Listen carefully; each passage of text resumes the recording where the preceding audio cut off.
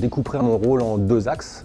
Une partie, on va dire, de catalyseur. Je suis là pour accélérer les projets, enlever tous les obstacles qu'il peut y avoir en interne comme en externe pour faciliter le rôle des avant-ventes et s'assurer qu'ils puissent accompagner au mieux les clients. Et un deuxième rôle, plutôt interne, là, qui va être un rôle de fédérateur, de s'assurer qu'au sein de l'équipe, il y a des retours d'expérience, de partage de bonnes pratiques, puisqu'au sein du vertical du public sector, on doit s'assurer vraiment de quelque chose de cohérent pour pouvoir délivrer les bons messages aux clients et en faire profiter de cette expérience-là. Donc c'est ce rôle-là.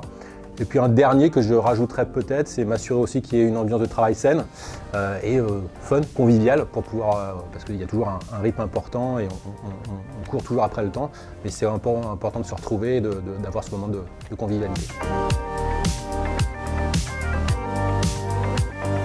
Ce que j'attends au-delà de ce qu'on peut attendre d'un avant-vente, c'est-à-dire quand même un niveau de technicité assez important quand même au niveau de la cybersécurité, c'est surtout une attitude à mettre le client vraiment au centre de la stratégie. Quand on parle d'avant-vente, et le terme a un peu changé chez Palo Alto d'ailleurs, on parle de solution consultant, c'est pas que de l'avant-vente, évidemment c'est de l'accompagnement sur des POC, sur des démonstrations, sur des architectures, mais c'est aussi l'accompagner après.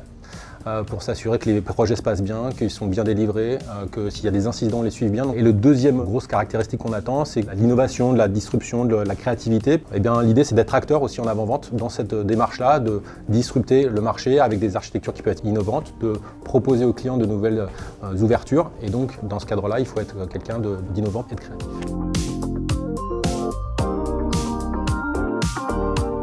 Chanson, je dirais plutôt un style musical, je dirais plutôt de l'électro. Il y a toujours un bon rythme, ça change, voilà, c'est assez participatif, il faut être en rythme. Donc je dirais électro, voilà. La French Touch, voilà.